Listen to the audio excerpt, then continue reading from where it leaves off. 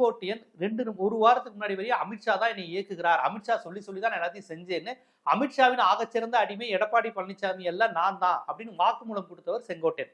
அந்த செங்கோட்டையன் இன்னைக்கு பக்கத்துல உட்காந்துருக்காரு.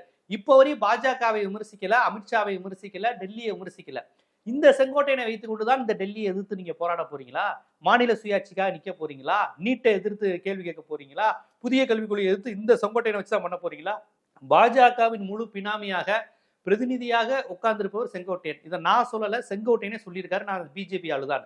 பாரதிய ஜனதா தான் என் சொந்த கட்சிக்கு எதிராக என்னை இயக்குது என்று வாக்குமூலம் கொடுத்த செங்கோட்டையனை பக்கத்தில் வைத்துக் கொண்டு இனிமேல் எப்படிங்க கொள்கை எதிரினா அது பாஜக தான் அப்படின்னு விஜய் எப்படி சொல்லுவாரு?